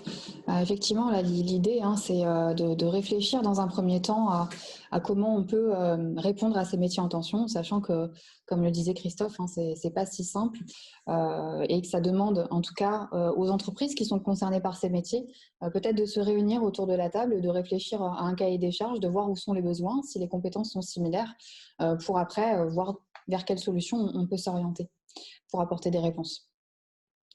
Je vais passer la parole maintenant à Jean-Louis Castel, président de Solisystem, qui va nous présenter une action concernant la marque employeur, qui a été une donnée relevée effectivement dans l'étude.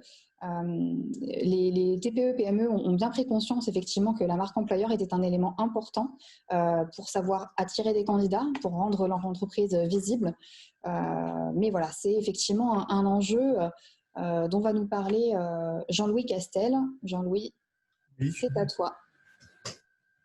Oui, bonsoir.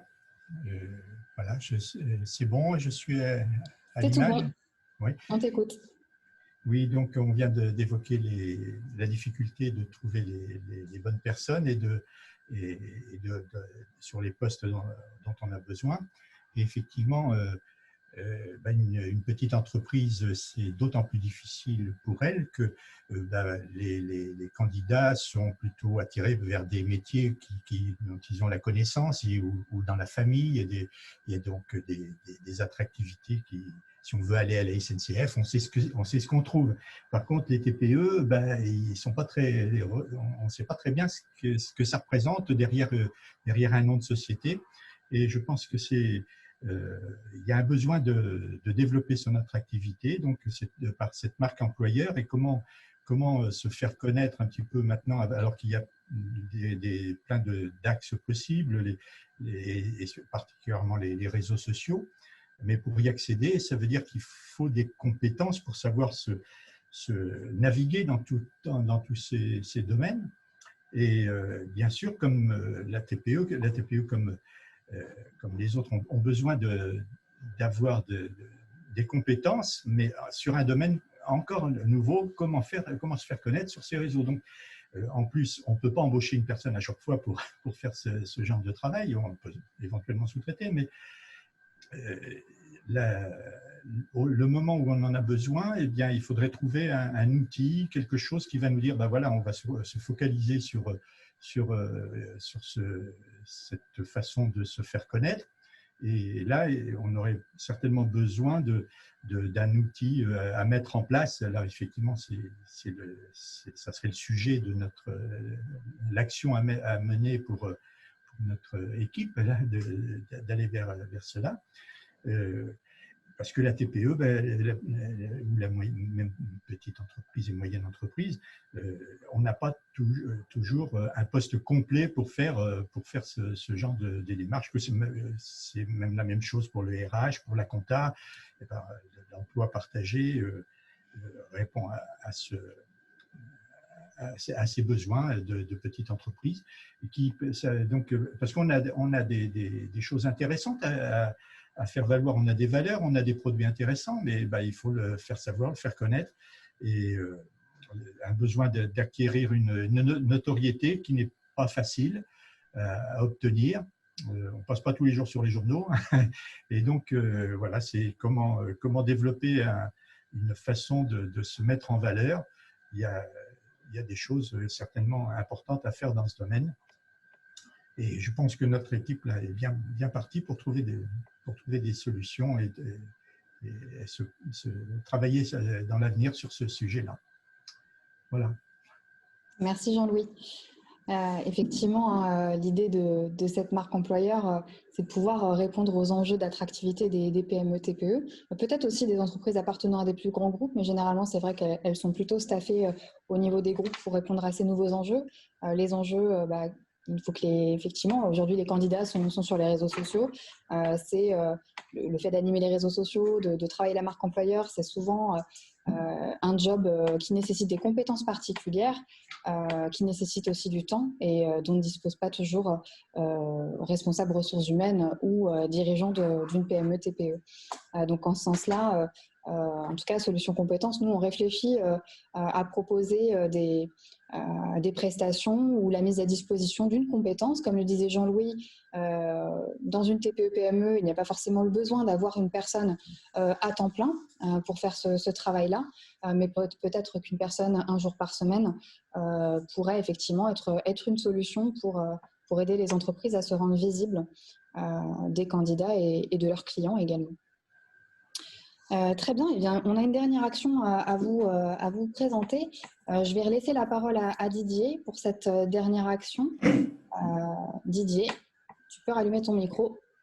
C'est fait. Donc l'étude a mis en avant une volonté des entreprises d'aller vers des modalités de recrutement avec des valeurs de responsabilité sociale, d'emploi durable et de proximité locale avec leurs partenaires. Le groupement d'employeurs répond précisément à l'ensemble de ces réponses.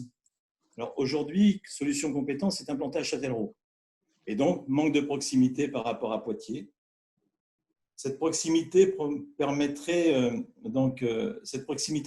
d'apporter des solutions de souplesse et de flexibilité auprès des entreprises, et cela dans le respect des valeurs, c'est-à-dire valoriser l'emploi durable, de développer, créer de l'emploi local, travailler avec des partenaires du territoire, etc., etc. Je suis très régional, mais bon, c'est un peu normal. Donc en 2021, nous proposons donc que Solutions Compétences puisse s'implanter sur Poitiers. Pour les locaux, je laisserai faire Thierry. Je n'en ai pas les compétences. Pour être au service des adhérents, dans une dynamique de développer toujours plus de synergie sur l'axe, surtout Châtellerault-Poitiers. Il ne faut pas oublier que Châtellerault nous paraît proche pour nous, employeurs, mais pour des salariés, des fois, l'axe Poitiers-Châtellerault est très éloigné. Et ça, c'est vraiment un gros problème. Je ne sais pas si les gens ont plus envie de bouger, mais c'est vrai que ça fait très loin. Nous, ça nous fait très proche en tant que client ou fournisseur, mais pour l'emploi, c'est très éloigné. C'est ce que je voulais finaliser là-dessus. Merci Didier. C'est une excellente remarque qu'on va essayer de concrétiser. Mais avant de parler de la concrétisation des pistes d'action, le temps des réponses aux questions est arrivé. Donc, si vous avez des questions, merci de les poser via le chat, ce sera plus simple. Et de cette manière-là, on va tenter d'y répondre. Alors, là, j'ai une question. Comment se déroulera la phase d'action donc de la mise en place des actions? Tout simplement, le comité de pilotage qui a piloté l'étude restera constitué après l'étude pour effectivement proposer, valider les pistes d'action à mettre en place, à la fois dans le contenu mais aussi dans le timing. Donc, on poursuit avec les entreprises pour que les projets de mise en place soient des projets d'entreprise.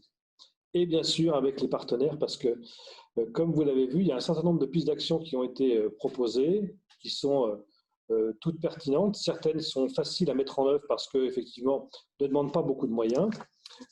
D'autres demandent un peu plus de moyens. On parlait de la création d'une antenne sur Poitiers. Évidemment, on aura besoin des partenaires pour nous aider à faire ça dans les meilleures conditions. Parce que la proximité, c'est aussi du temps. Donc, voilà, il faut prendre tout ça en compte. Mais je sais que les partenaires sont plutôt disposés, sont plutôt prêts. Il y a également la question de la formation qui a été abordée et du transfert de compétences.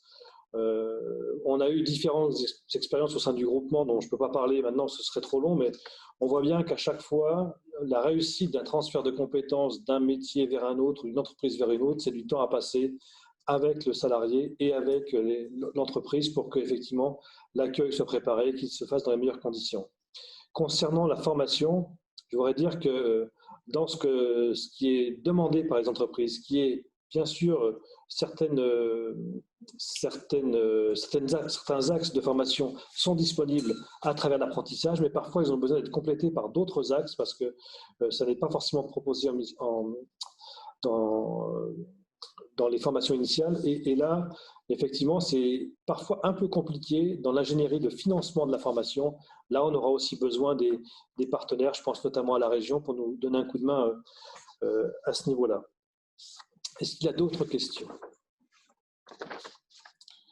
J'attends. Visiblement, on a dû être très performant en termes d'explication. Merci Charlotte, merci Olivier, merci à Catherine, tous ceux qui sont intervenus. Donc, c'est plutôt bien. Ce que je propose, puisque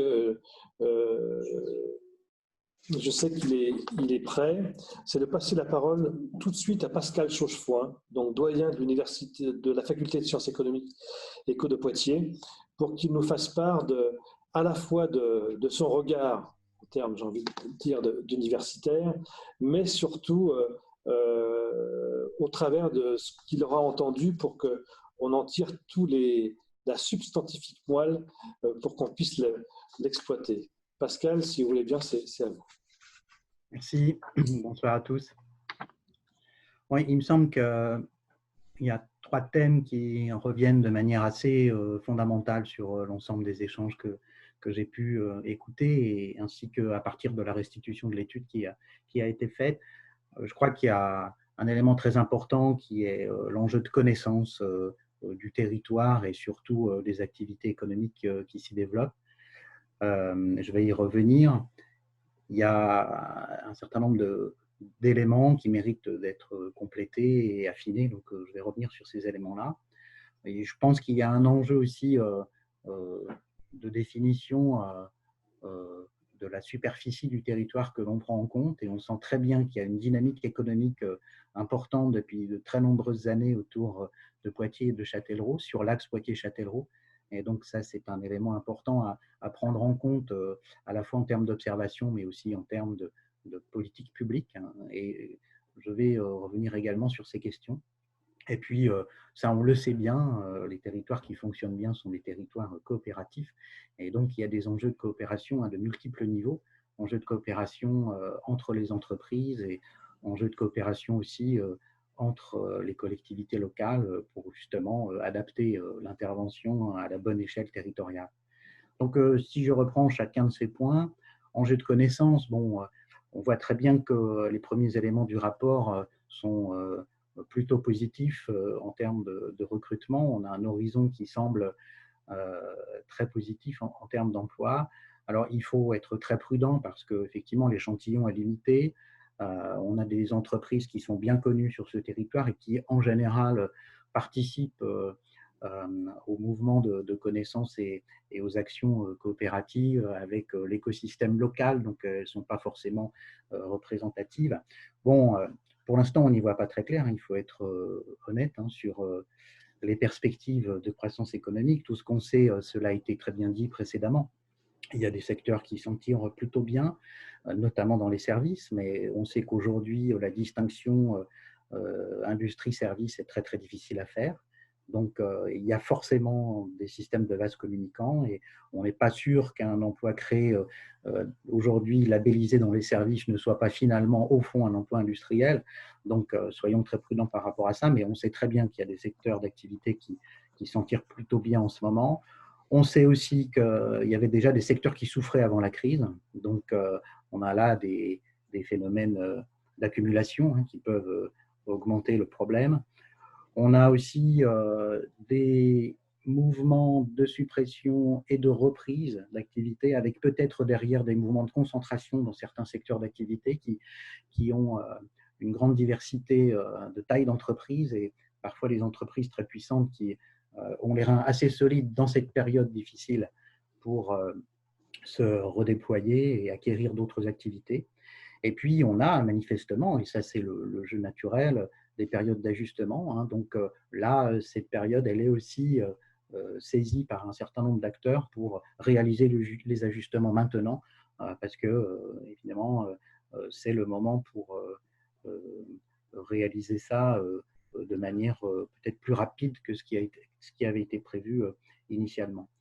Donc, il faut absolument arriver à organiser une connaissance de ces mouvements au sein des secteurs industriels et même au-delà. Et donc, ce qui est présenté ici est, me semble-t-il, suffisamment stimulant pour inciter à essayer de voir plus précisément et de manière un peu plus exhaustive ce qui peut se passer sur ce territoire-là. Donc, Grand Poitiers et puis articulé avec Châtellerault, parce qu'on voit très bien que sur l'industrie, l'un ne peut pas se passer de l'autre. Et je pense qu'il y a des complémentarités et des synergies vraiment intéressantes à montrer. Et alors, défi de connaissance aussi en ce qui concerne les emplois dont il est question, l'horizon à 3 ou 5 ans. Bon, on sait très bien qu'il y a des ajustements très importants en termes techniques et en termes organisationnels dans les entreprises. Donc, qu'est-ce que ça veut dire en termes de compétences futures ? Bon, on a insisté sur le savoir-être, sur le fait qu'on cherche aussi des individus qui sont capables de voir large, de comprendre les problématiques plus complexes, de piloter, de gérer des équipes. Donc ça, il faut effectivement le prévoir et discuter autour des compétences qui se profilent déjà.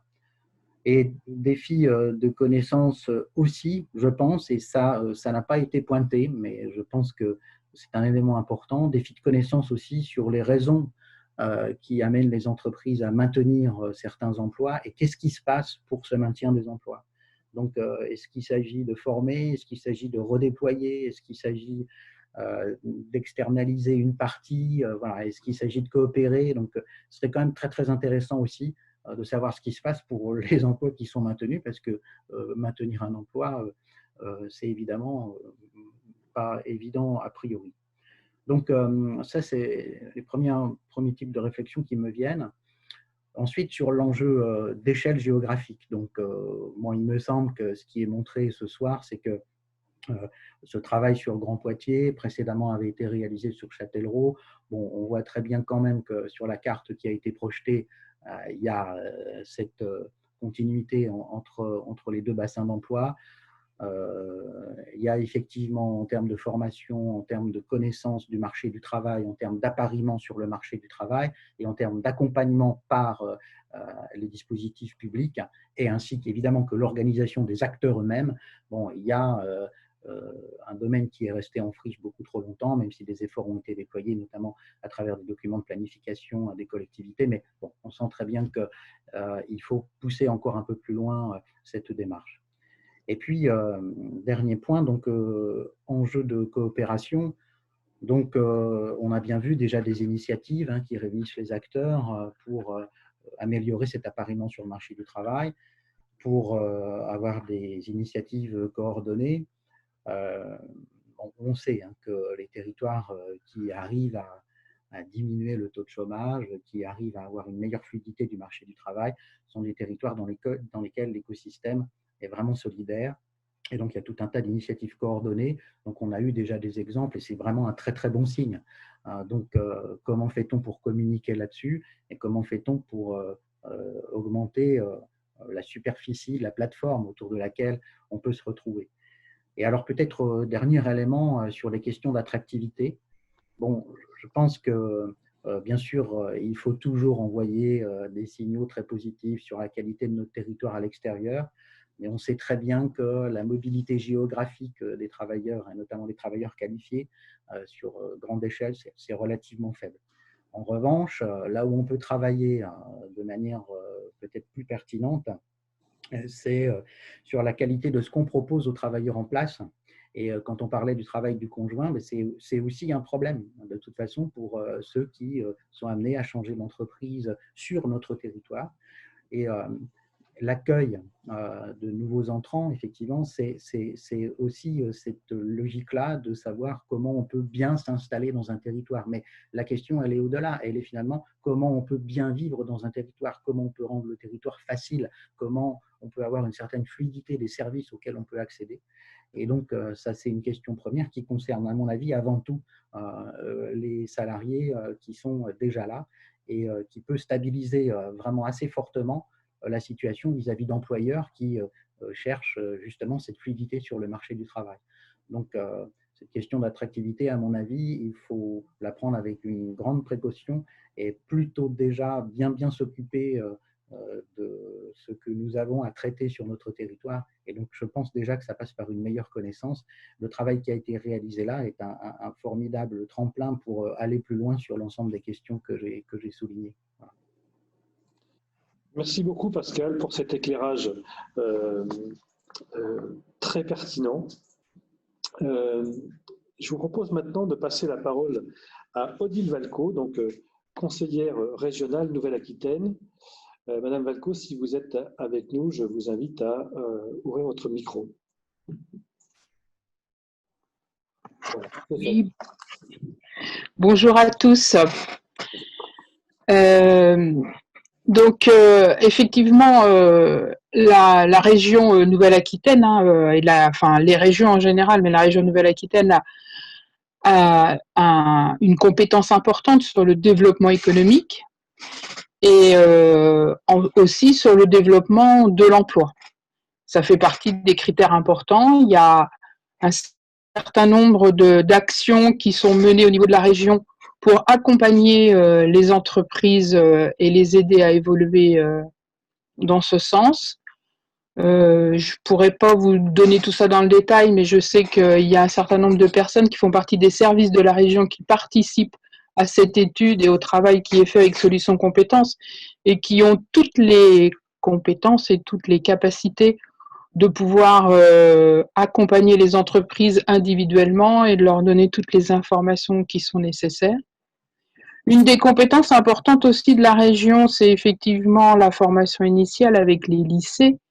Et entre autres, juste pour petit exemple, dans les métiers en tension, il existe depuis la rentrée de septembre cette année, à Châtellerault, au lycée du Verger, un BTS maintenance qui vient d'être créé. Donc, c'est la première promotion. Donc, ça peut être une étape aussi pour accompagner d'abord les jeunes à partir sur une formation qui a des débouchés et les entreprises à pouvoir recruter des jeunes motivés, puisque pour aller jusqu'au niveau BTS, c'est qu'ils ont aussi donné la volonté de se motiver. Et peut-être que ce genre d'initiative peut aussi se développer. Alors, effectivement, ça va peut-être pas au même rythme que ce que voudraient les entreprises. Donc peut-être que la solution de la formation continue via la maison de la formation est une intervention plus rapide. Mais l'intérêt de ce genre d'études, c'est que ça permet aussi d'aider à y voir plus clair sur le profil des entreprises qui sont sur un territoire. Bien sûr, la région travaille toujours aussi avec les élus de territoire, donc il y a d'autres études, mais celle-ci participe aussi à mieux connaître le territoire, les entreprises de ce territoire, et à mettre en place aussi des actions à moyen terme pour que tout fonctionne en cohérence, et la formation initiale, la formation aussi tout au long de la vie, c'est au cœur de nos compétences. On sait tous que les métiers évoluent, la technologie évolue, on est dans un monde en mouvement, donc ça passe aussi par la formation tout au long de la vie.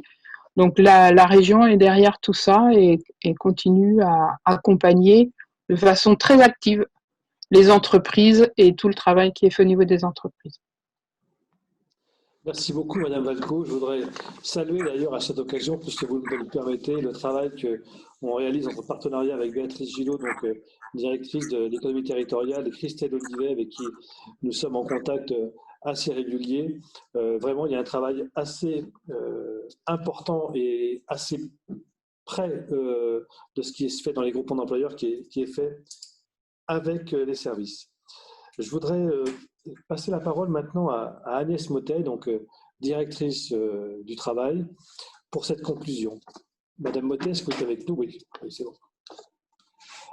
C'est à vous. Oui. Dans un premier temps, je voulais toutes et tous vous saluer par image interposée, saluer tout le travail déjà effectué. Moi, j'ai noté certains points.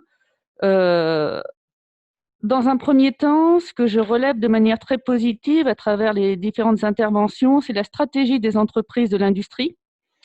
Et malgré les mutations qu'elles traversent, et j'allais dire malgré aussi la situation sanitaire qui engendre une crise économique et sociale, l'engagement donc à recruter, remplacer les départs à la retraite.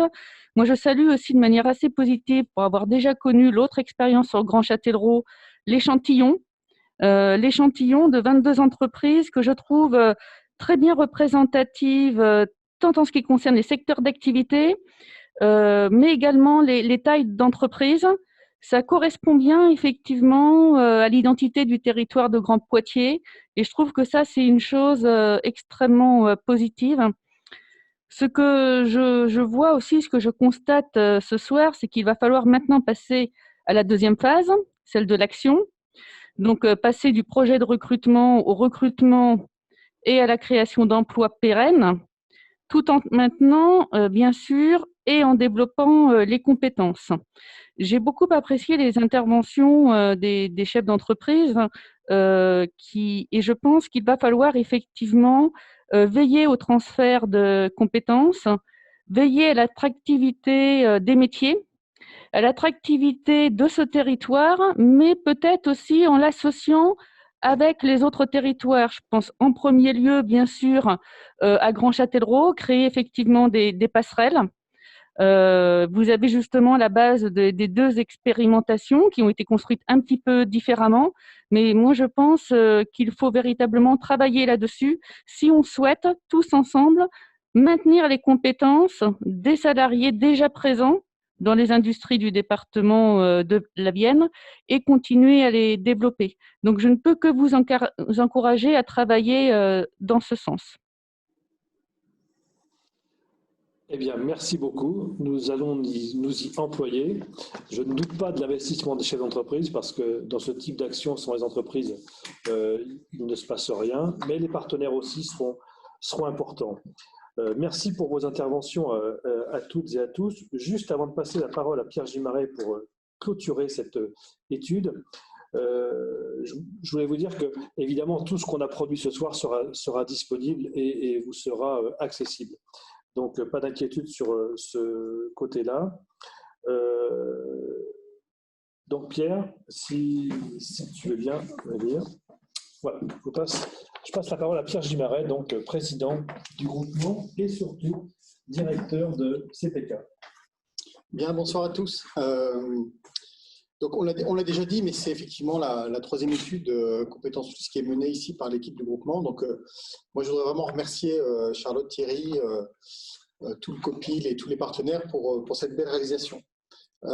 C'est toujours très agréable de voir toutes ces énergies qui se regroupent de différents horizons pour mettre en commun, travailler ensemble sur des problématiques qui sont un petit peu globales et qui dépassent les cadres habituels des activités de chacun pour se projeter aussi un peu sur le moyen terme et le long terme. Et je crois que le rôle de Solutions Compétences, c'est vraiment d'être un catalyseur de ces énergies et d'être un facilitateur de ces réflexions, tout en dépassant aussi le cadre habituel des adhérents de Solutions Compétences.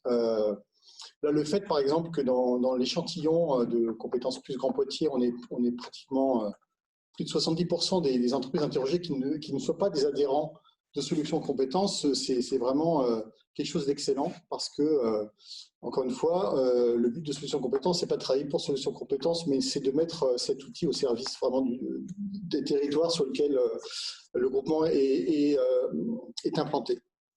Alors, l'autre chose que je voudrais souligner, c'est que ça fait partie aussi de l'ADN de Solutions Compétences depuis des années, de pas seulement travailler sur de l'opérationnel, on va dire court terme et dans la mise à disposition de compétences, mais c'est vraiment travailler sur la prospective.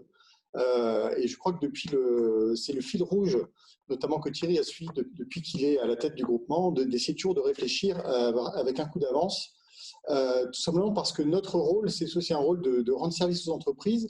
Et pour rendre service aux entreprises, il faut savoir anticiper l'avenir pour pouvoir se structurer et pour répondre aux besoins des entreprises. Alors, et là, moi, j'ai 3 exemples à vous donner et qui rejoignent, je pense, pas mal les constats qui ont été faits ce soir.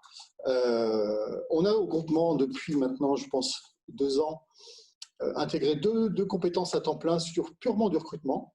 Et je pense que ça, c'est pour répondre aussi aux besoins d'avoir quelque part plus de capacité à recevoir des candidats, à les évaluer et à mettre à disposition des candidats qui répondent justement aux besoins et notamment sur le savoir-être. Donc tout ça, c'est du temps.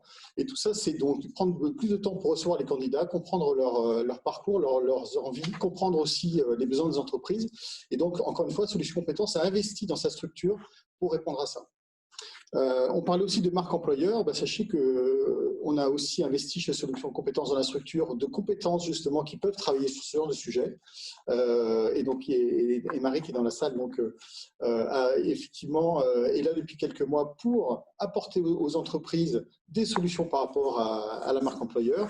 Et la dernière chose que je voudrais signaler, c'est qu'on a aussi investi dans des outils de gestion extrêmement performants qui nous permettent de faire de la gestion de paye et de l'administratif de manière centralisée et qui nous permettront demain, si on a besoin de créer des antennes, de pouvoir faire ça d'une manière extrêmement agile et légère parce qu'on aura besoin pas forcément d'implanter des agences complètement complètes puisqu'on pourra ici à Châtellerault faire de la gestion administrative à distance. Voilà. Et donc, encore une fois, je crois que le rôle ici de l'équipe, c'est vraiment de réfléchir avec un coup d'avance pour pouvoir vous proposer à tout le monde des solutions intelligentes et qui répondent aux défis de tous. Voilà. Donc, effectivement, ensuite, après cette restitution, il sera temps de passer aux actions concrètes. Et ce qui est clair, c'est qu'ici, à Solutions Compétences, on a une équipe extrêmement motivée qui est soutenue par un conseil d'administration également extrêmement motivé et fier et qui se tient prêt à être acteur des solutions dès demain. Voilà. Donc, je vous remercie. Merci Pierre pour cette conclusion, pour la fin de cette restitution. J'espère que, enfin, en tout cas, je voulais vous remercier tous et toutes pour votre présence, le travail qui a été fait par l'ensemble des entreprises, tout le monde, comme Pierre l'a indiqué tout à l'heure. Je voudrais remercier toute l'équipe qui a travaillé sur cette restitution, Charlotte qui s'est beaucoup investie, mais je voudrais aussi remercier Marie Reynaud qui s'est occupée de tout l'aspect supervision de cette visioconférence pour qu'on puisse la faire dans les meilleures conditions. Marie qui est chargée de communication. Et puis Maxime Desfossés qui a supervisé tout l'aspect maintenance réseau pour qu'on puisse réaliser cette étude dans les meilleures conditions. Voilà, on arrive au terme de cette étude. Je pense que tout ça ne serait pas arrivé sans la participation des entreprises. Vous avez les logos des entreprises qui ont participé à l'étude sur la droite de l'écran. Donc, merci à toutes et à tous. Et puis, n'hésitez pas à revenir vers nous si vous avez besoin d'éléments complémentaires au regard de ce que nous vous avons présenté. Merci et à bientôt.